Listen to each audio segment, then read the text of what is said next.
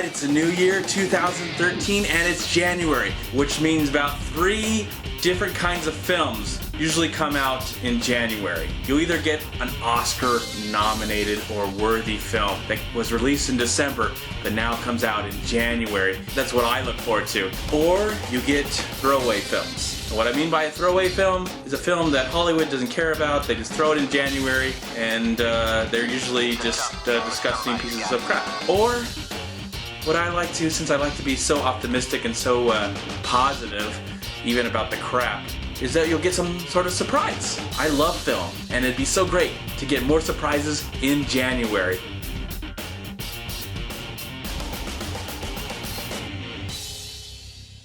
The Texas Chainsaw Massacre, or this movie is actually called, they got rid of the massacre part, and they got rid of and they just call it Texas Chainsaw, and if you see it in 3D, 3D. This is a franchise that I don't believe has any weight, has any importance, though I do believe that the original film is a very important horror film. And I remember in 2003 when they made the remake, I actually had the opportunity to see that film. And I remember going, man, that was so disgusting, but so memorable, exciting, and something that was so different for its time. This was centered in the 70s, and I don't think a film like that was made or was brought to, even though it was an independent film, was brought to the mainstream. So I enjoyed it, and I actually enjoyed the remake. So I just want to point out that I do own the Texas Chainsaw Massacre on DVD. I actually bought it after I saw it. And then when I saw the remake, I actually enjoyed it too, surprisingly. I thought it was a really decent remake. So I actually purchased that as well. This actually has a cool steel case to it. But I don't think the franchise, I don't think movies that came after the Texas Chainsaw Massacre were actually, rememberable, or people talk about, everybody just talks about the original. I don't think they talk about the remake. I might be the only one that actually enjoyed the remake. I don't think it's as good as the original, but there you go.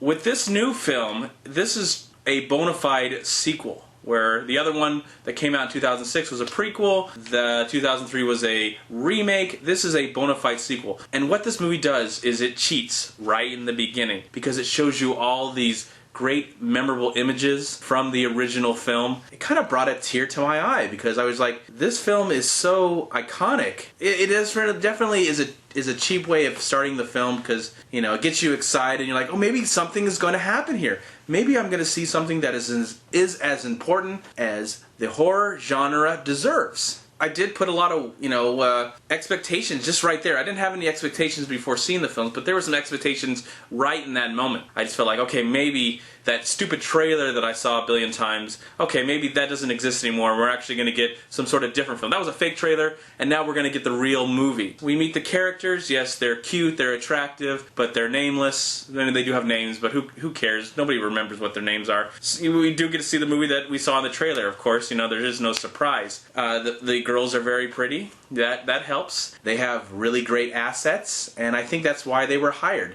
Not for their acting skills, but what they have to offer the world. And I bet they're really wonderful people in person, and maybe they have made better films, or they're going to make some better films. But this film, for me, was just a piece of trash, and a huge cancer sore on the horror genre, on what was so great about the original Texas Chainsaw Massacre. And there's some things that I had an issue with. The timing in this film, I don't know if this is something that I caught, or I just missed the mark. All the stuff that you see in the beginning is centered in the 70s. And the only survivor of this whole tragedy after they destroy this house, and they show that in the first few minutes of the film, is this baby. Then the film fast forwards to 2012. It's today, or it was last year, or whatever. Maybe this movie was supposed to come out earlier. And the girl looks like she's 21, maybe 19, 18, 17, no, 20 or 21. But if she was born in the 70s, wouldn't she be like almost 40 or late 30s, early 40s? That just confused the hell out of me. Now the makeup is done by Greg Nicotero, and he's very, very talented,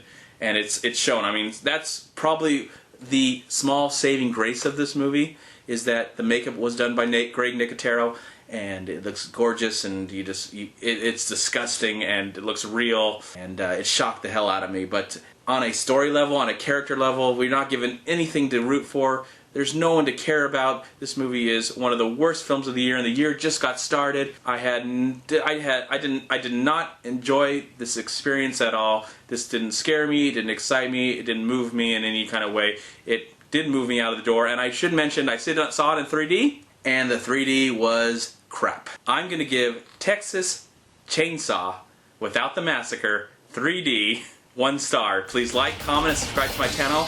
I'm also on Twitter and Facebook, and please go to WeLiveFilm.com and subscribe right here on YouTube to We Live Film.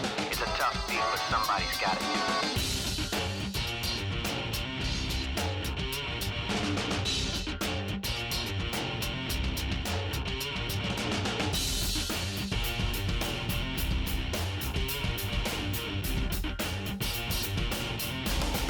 I highly recommend that you just stay home and watch the original.